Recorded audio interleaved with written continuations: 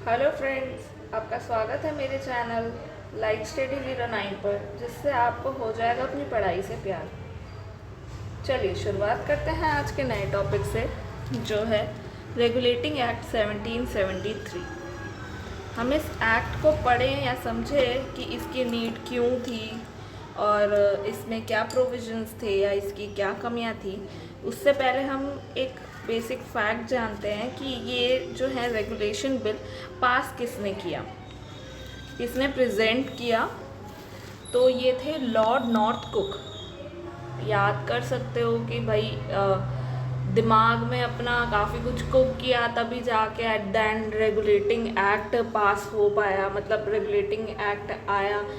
और जो है इसका बेसिकली उद्देश्य क्या थे, ऑब्जेक्टिव्स क्या थे कि भाई क्या करना है रेगुलेटिंग एक्ट में, क्या चीज़ें होनी चाहिए। तो कंपनी का जो संविधान है उसमें सुधार करना है। क्यों? क्योंकि जैसे बताया था ना कि नवाब को जो है हटा नहीं सकते थे प्रॉपरली, क्योंकि इनके संविधान में कहीं भी मेंशन नहीं था कि आप किसी भी वॉर के थ्रू जब कोई लैंड को जीत जाते हैं, कोई टेरिटरी जीत जाते हैं, तो उस पर आप शासन करने लगे। तो अब उसका कुछ ना कुछ तो हल निकालना ही पड़ेगा ना। तो हल निकालने के लिए ही बेसिकली कॉन्स्टिट्यूशन में सुधार करने के लिए, और प्रशासन अच्छे से चल पाए। अब सुधार कर देंगे कॉन्स्टिट्यूशन में, ठीक है, अगर मान लो उन्होंने कह भी दिया कि आप रूल कर सकते हो, तो अब रूल करने के लिए कुछ और भी तो रूल्स एंड रेगुलेशंस बनाने पड़ेंगे ना। अब जैसे हमने बात की थी कि भाई निज़ामत का अधिकार वॉरेन हेस्टिंग ने हटाया, तो भाई उसने प्रॉपर जुडिशियल प्लान भी तो इंट्रोड्यूस किया ना। तो ये जो है रेगुलेटिंग एक्ट 1773 आया ही वॉरेन हेस्टिंग के टाइम पर था। तो ये चीज़ याद रखिए। अब हम बात करते हैं रेगुलेटिंग एक्ट की नीड ही क्यों पड़ी, क्योंकि भाई इसमें क्या प्रोविजंस थे ये तो देख लिया जाएगा, बट नीड ही क्यों थी। तो अभी जैसे हमने बात की, कंपनी ने कोई क्षेत्र जीता, बैटल ऑफ बक्सर के वॉर के बाद में जब जीता, तो संवैधानिक कठिनाइयाँ तो आएंगी। अब किस किस तरह की प्रॉब्लम्स आ सकती थी, वो ये थी कि भाई कंपनी टैक्स कैसे ले, क्योंकि भाई इन्होंने कह दिया संवैधानिक तौर पे कि देशों की ज़मीन पर आप शासन नहीं कर सकते। तो ओवरऑल फिर टैक्स कैसे ले? टैक्स या तो कंपनी को वापस बुला ले, या तो भाई कहें कि भाई ब्रिटिश गवर्नमेंट ही जो है वहाँ पे कंट्रोल करेगी, कंपनी के थ्रू कर ले, या फिर कंपनी को बुला कर फिर खुद डायरेक्ट रूल करे। तो ये सब कुछ सवाल उठ के आए कि अगर भाई वो रूल नहीं कर सकती तो ओवरऑल ये सारा सिस्टम चलेगा कैसे। तो ये सारे सवालों के उत्तर उन्हें चाहिए थे, जिसकी वजह से जो है रेगुलेटिंग एक्ट लाने की ज़रूरत पड़ी। दूसरा रीज़न ये था कि जो बंगाल की जनता थी उनकी कंडीशन बहुत ज़्यादा ख़राब हो गई थी। जैसे मैंने आपको पिछली वीडियोस में भी बताया था, जो 1/3 पॉपुलेशन थी उस समय अकाल के कारण मारी गई। उसके बावजूद भी 10% लगान बढ़ा दिया गया कि भाई क्योंकि पॉपुलेशन कम हुई, तो जो इनका पैसा मिलना था, लगान मिलना था, वो भी कम हुआ। अब वो कम हुआ, वो तो उन्हें बर्दाश्त होगा नहीं, इसीलिए उतने ही लोगों से उतना ही प्रॉफिट लेने के लिए इन्होंने जो है लगान बढ़ा दिया, जबकि लगान को कम करना चाहिए था ताकि लोगों को राहत मिले, पर ऐसा कुछ नहीं किया गया, जिसकी वजह से जो है बंगाल की जनता की कंडीशन बहुत ज़्यादा ख़राब हो गई थी। और एक समय तो ऐसा आएगा ही कि भाई कोई भी पे नहीं कर पाएगा, तब तुम क्या उखाड़ लोगे? हर कोई कहेगा भाई तुम तो हमें मार लो, पीट लो, कुछ भी कर लो, भाई हमारे पास नहीं है पैसा तो नहीं है, तो क्या कर लेगा। तो इसीलिए कुछ ना कुछ सुधार तो लाना ही पड़ेगा ना। जब तक आप सुधार लाओगे नहीं तो आप टैक्सेस भी कैसे लोगे, लगान कैसे ही लोगे। तो अब जो है अगला कि भाई कंपनी के अधिकारी जो प्राइवेट ट्रेड करने लगे थे वो और पैसा जमा करने लगे थे, उसकी वजह से करप्शन बहुत ज़्यादा बढ़ रहा था। ये सारे पॉइंट्स हम ऑलरेडी पहले भी डिस्कस कर चुके हैं, बट हम जो है वहाँ की कंडीशन जानने की कोशिश कर रहे हैं कि एक्चुअल में इन सब बातों पे सुधार लाना बहुत ज़रूरी था, क्योंकि इसका कुछ ना कुछ सॉल्यूशन चाहिए था। और ये भी था कि कंपनी जो है उसी समय पे 1769 में मैसूर के शासक हैदर अली से हार गई थी। अब उन्हें उसका भी कुछ सॉल्यूशन निकालना था, क्योंकि हार बर्दाश्त नहीं है ना भाई, जीतना है, उन्हें भी दबाना है, वरना मैसूर का शासक जो हैदर अली है वो उनके सर पे नाचेगा। तो इसीलिए उसका भी कुछ हल निकालना है। और एक सबसे बड़ा पॉइंट ये भी था, इस समय पे क्या हुआ, कंपनी का दिवालियापन निकलने लगा। अब आप सोचोगे दिवालियापन कैसे निकला भाई, ये उनको तो प्रॉफिट ही प्रॉफिट था, इतना ट्रेड कर रहे थे, इतना लोगों का यहाँ से एक्सप्लॉयटेशन कर रहे थे, तो भाई इतना कमी या दिवालियापन कैसे। तो हम कंडीशन जानते हैं, जब लॉर्ड क्लाइव था तो उस समय अनुमान लगाया गया जो 40 लाख पाउंड्स है वो कंपनी कमा रही थी उस समय पर, ठीक है, जिसमें से भाई जो है इतना पाउंड ही बच रहा था, बाकी सब जो है मतलब बाकी एक्सपेंस और बाकी चीज़ों में मतलब ओवरऑल खर्च हो जा रहा था, तो जो रेस्ट ओवर बच रहा था वो भाई इतना ही बचा। तो अब इतना बचा ठीक है, पर अब उन्हें इसमें से प्रॉफिट भी तो बांटना है ना, जो जिन्होंने जितना पैसा लगाया उस हिसाब से उन्हें प्रॉफिट भी बांटना पड़ेगा। तो जो 1766 में प्रॉफिट रेट था 6%, जो बेसिकली डिविडेंड रेट, कि उन्हें किस रेशो में प्रॉफिट को बांटना है, तो 6% जो था उसको 10% कर दिया था कि भाई आप इन्वेस्टमेंट दो, यहाँ पे आपको 10% का प्रॉफिट होगा, जितनी भी आप जो है पैसा लगा रहे हो उसका 10% मिलेगा। अब वही 67 तक आते आते वो 10% से भी बढ़ाकर उन्होंने 12.5% कर दिया। तो लोग बहुत ज़्यादा अट्रैक्ट हो गए कि भाई वाह, हम जितना भी पैसा लगा रहे हैं उसमें 12.5% का प्रॉफिट मिल रहा है, तो भाई पैसा लगा दो।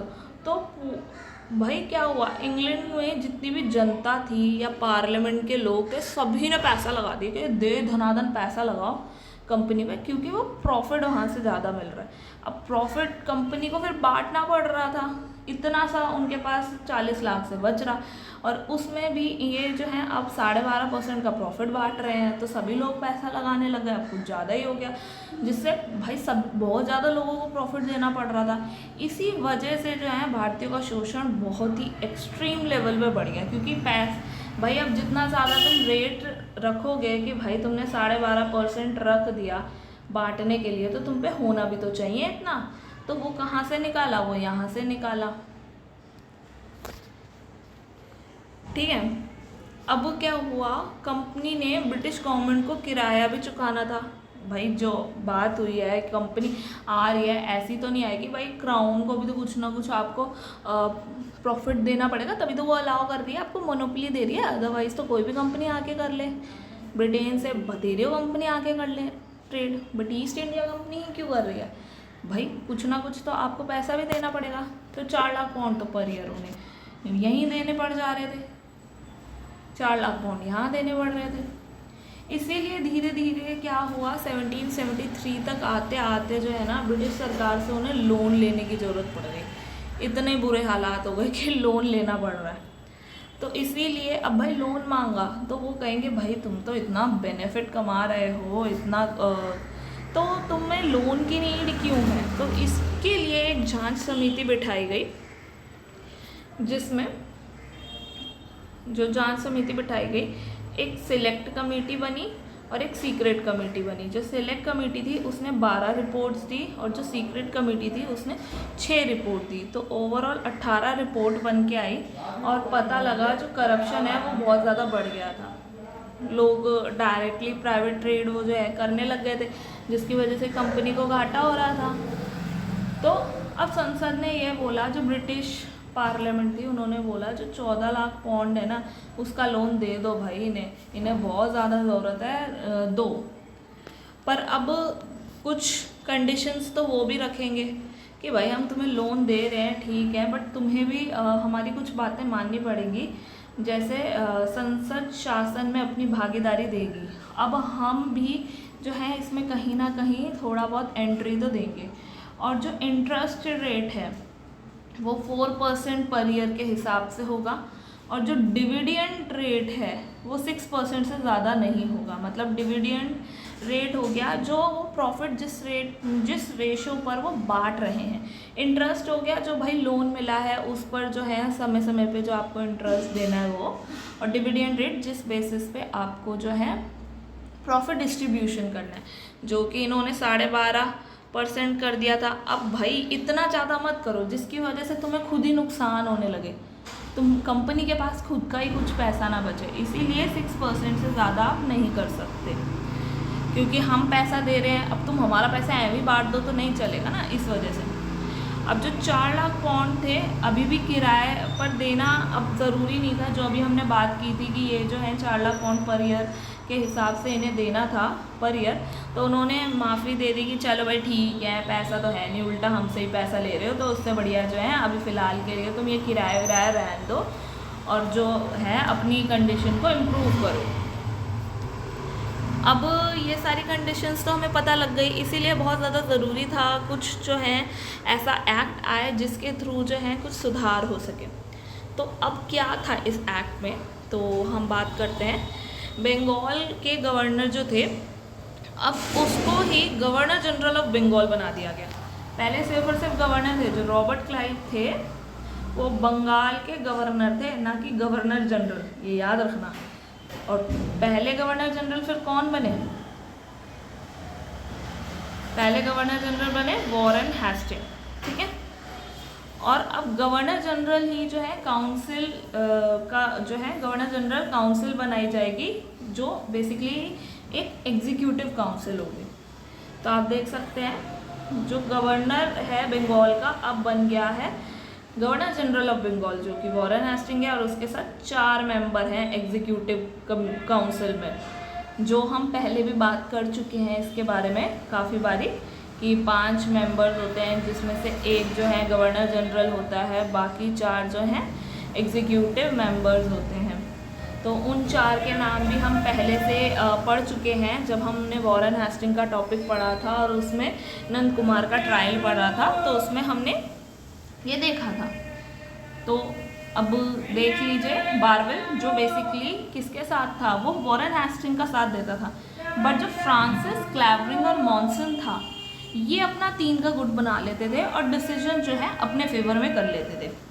हेड बेशक गवर्नर जनरल होता था, बट ये 3 मिलके उनकी बात ही नहीं सुनते थे।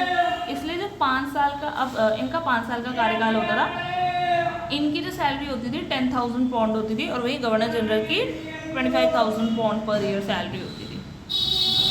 अब ये चीज़ मैं आपको बता ही चुकी हूँ, सॉरी इतने शोर के लिए, कि यहाँ पे क्या करते थे, वोटिंग में 2-2 का गुट बन जाए, 3 का गुट बन जाए, 3 का गुट बन जाए तो हेस्टिंग के विरुद्ध हो जाते थे, तो फाइनल डिसीजन जो है किंग और क्वीन के लिए अनिवार्य हो जाता था। अब यहाँ पहला पॉइंट तो आप समझ गए कि भाई गवर्नर ऑफ बंगाल से गवर्नर जनरल ऑफ बंगाल बना दिया गया। अब जो गवर्नर जनरल ऑफ बंगाल है वो सुपीरियर होता था। सुपीरियर कैसे? भाई देखो, 3 प्रेसिडेंसीज होती थी उस समय पे, एक तो बंगाल की प्रेसिडेंसी, एक मद्रास की और एक बॉम्बे की। इस समय तक 3 प्रेसिडेंसीज बन चुकी थी, इतना वो फैल चुके थे इंडिया में, अपना एरिया ले चुके थे। तो अब तीनों के अलग से गवर्नर जनरल थोड़े बनेंगे, तो एक गवर्नर जनरल बना दिया जो बंगाल का होता था, और वही जो है अब देखता था मद्रास को भी बॉम्बे को भी, बेसिकली मतलब हेड होता था। मद्रास का गवर्नर अलग होता था, बॉम्बे का गवर्नर अलग होता था, पर गवर्नर जनरल एक होता था जो कि बेसिकली बंगाल का होता था। और यही ये जो है मद्रास और बॉम्बे को की प्रेसिडेंसीज को लीड करता था, या उसके अंडर जो है सबॉर्डिनेट होते थे।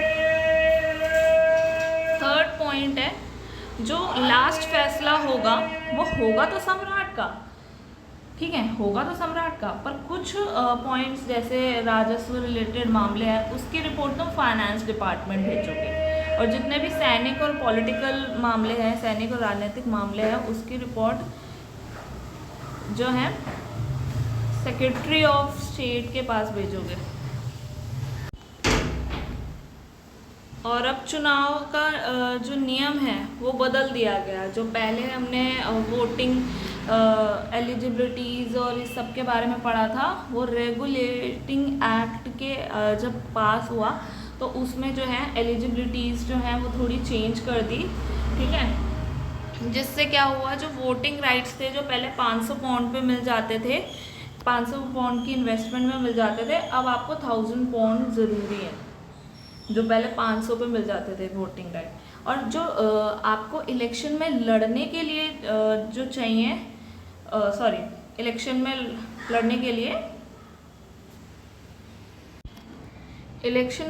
लिए आपको उतने ही वो जो है एलिजिबिलिटी चाहिए, बट अब वोट का डिस्ट्रीब्यूशन डिफरेंट कर दिया। 1000 पे तो 1 वोट मिल गया, 3000 पौंड है तो 2 वोट मिल गए, 6000 पौंड है तो 3 वोट मिल गए, 10,000 पौंड है तो 4 वोट मिल गए। और कोई भी जो कोर्ट ऑफ डायरेक्टर है वो जो है बार बार इलेक्शन नहीं लड़ सकता था, उसको कम से कम 1 साल तक फिर वेट करना ही पड़ता था अगर वो जीत गया। और जो भी डायरेक्टर था जो है वो 1 से 4 साल तक जो है काम कर सकते थे, जिसमें 1/4 जो थे हर साल इस्तीफ़ा देते थे। ठीक है। 4th पॉइंट जो मेन इसका था वो ये था कि जो सुप्रीम कोर्ट थी ब्रिटिश ईस्ट इंडिया की, उन्होंने कलकत्ता में फोर्ट विलियम बनाने का प्रावधान दिया था कि फोर्ट विलियम बनाओ आप, और जो है सुप्रीम कोर्ट बनाओ। ठीक है। तो पहला सुप्रीम कोर्ट बना 1774 में। ठीक है। जिसका फर्स्ट चीफ जस्टिस जो था एलाइजा एम्पेई, 8000 पौंड जो है उसकी सैलरी थी, और 3 जो हैं अदर जजेस और होते थे जिनकी सैलरी 6000 पौंड होती थी। तो यहाँ पे भी 4 का हिसाब है, जिसमें से एक जो है मेन चीफ जस्टिस है और दूसरा जो है अदर जजेस हैं। अब ये किन किन एरियाज़ के डिसीजंस ले सकते थे, तो ये था दीवानी संबंधी फैसले ले सकते थे, फौजदारी भी ले सकते थे, जल सेना नौसेना संबंधी भी ले सकते थे।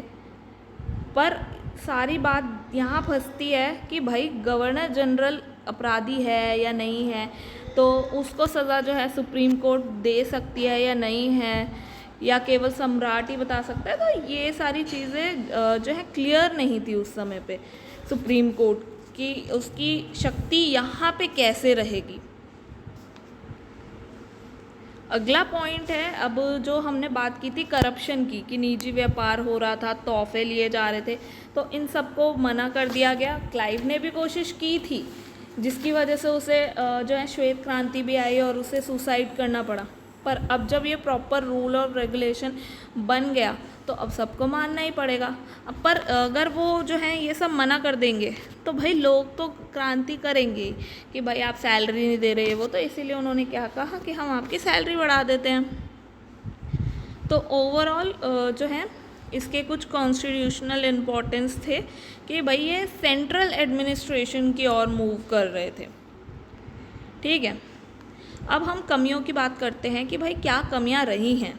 सब कुछ मतलब एक तरह से तो इन्होंने सारी प्रॉब्लम्स का सॉल्यूशन निकाल ही लिया कि भाई करप्शन नहीं हो, इसीलिए वेतन बढ़ा दो, जो है सुप्रीम कोर्ट बना दो, क्योंकि भाई उस समय जो है अगर आप निज़ामत का अधिकार ले लोगे तो आपको कोर्ट भी देना पड़ेगा, कोर्ट बनाना पड़ेगा। तो फर्स्ट कोर्ट भी बन गया था 1774 में, है ना। आपने चुनाव के नियम भी बदल दिए, आपने सम्राट को उच्च तो बता दिया, सारी रिपोर्ट्स भेजने की बात कर दी, गवर्नर जनरल ऑफ बंगाल बना दिया, उसके कार्य क्षेत्र बता दिए, है ना। तो यहाँ आपने इस सब चीज़ों का तो सोल्यूशन बता दिया, बट अब भी कमियाँ तो कुछ ना कुछ होंगी ना। तो अब हम बात करते हैं कमियों की। तो जो काउंसिल के सदस्य थे वो एक दूसरे के विपरीत रहते थे, जो हमने ओवरऑल बात करी हुई है जो है नंद कुमार के ट्रायल में, कि फ्रांसिस, क्लेवरिंग और मॉनसन जो थे, और बारवेल और हेस्टिंग्स जो थे, ये सब जो है इनका एक गुट बन जाता था, और ओवरऑल ये 3 होने की वजह से इनकी बात मानी जाती थी और इनको इग्नोर कर दिया जाता था। इसी वजह से ये इस्तीफ़ा देते थे, और यहाँ काउंसिल का जो एक्चुअल में भाई निर्णय सही तरीके का होना चाहिए वो नहीं हो पाता था गुटबाजी की वजह से। ये एक कमी थी इस सिस्टम में। और जो धारा 9 थी उसमें ये प्रावधान था, जो संगीन जुर्म होते थे उसमें एक सेकेंड, संगीन जुर्म कह रही हूँ, जो संगीन मामले होते थे उसमें क्या होता था, जो गवर्नर होता था ना, गवर्नर जनरल से पूछे बगैर ही युद्ध लड़ लेता था। कुछ इमरजेंसी केसेस में, तो वो इस धारा का प्रयोग जो है ना गलत तरीके से करते थे। ये था इमरजेंसी केस के लिए, पर वो क्या करते थे, वो इसका यूज़ करके ना युद्ध कर लिया करते थे औरों के साथ में। जैसे मराठाओं के साथ क्या था, हैदर अली के साथ क्या था।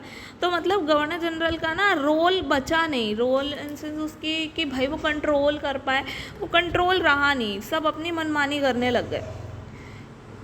और जैसे अभी हमने बात की सुप्रीम कोर्ट और गवर्नर जनरल है ना, उनके बीच में मतभेद ही रहता था कि भाई कौन सा एरिया का डिसीजन जो है गवर्नर जनरल लेगा, कौन सा सुप्रीम कोर्ट लेगा, और कौन किसको कैसे सज़ा दिला सकता है, इस सब के बारे में क्लियर कुछ भी नहीं मेंशन था इसमें भी। तो ये एक कमी थी। अब जैसे एक एग्जाम्पल देखते हैं, जो काशी जोरा था वहाँ का एक ज़मींदार था, ठीक है, वो सुप्रीम कोर्ट ने उसे गिरफ्तारी के ऑर्डर्स दे दिए, ठीक है ना।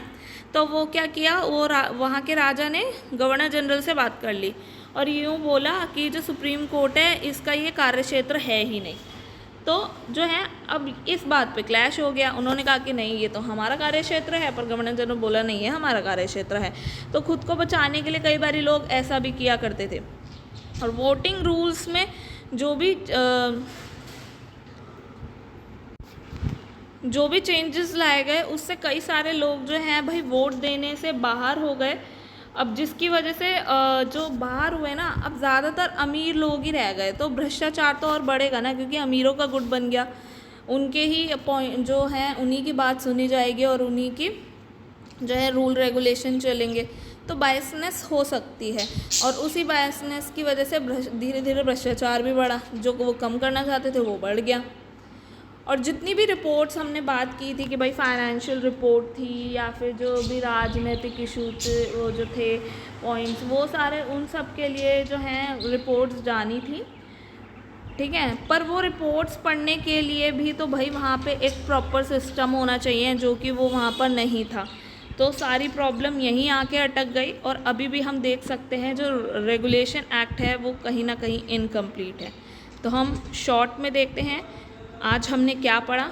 रेगुलेटिंग एक्ट जो था वो किसने प्रेजेंट किया था, लॉर्ड नॉर्थब्रुक ने।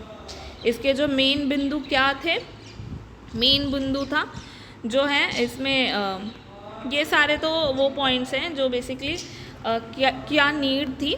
पर हम मेन बिंदु पे आते हैं कि गवर्नर को अब गवर्नर जनरल बना दिया गया, जो कि पहला था वॉरेन हेस्टिंग, ठीक है। और इसी के अंडर अदर प्रेसिडेंसीज भी आती थी, ठीक है। और बाकी रिपोर्ट्स जो हैं बाकायदा जो है इंग्लैंड भेजी जाती थी। वोटिंग राइट्स बदले गए, ठीक है, वहाँ की एलिजिबिलिटी बदली गई, सुप्रीम कोर्ट का इस्टेब्लिशमेंट हुआ, ठीक है। और जो निजी व्यापार था उस पर प्रतिबंध लगा दिया गया। ओके, आई होप आपको आज की वीडियो अच्छी लगी होगी। Thank you for watching. अगर आपको ये वीडियो पसंद आए तो प्लीज़ लाइक शेयर सब्सक्राइब करें, और नए अपडेट्स के लिए बेल आइकन तो ज़रूर दबाएं।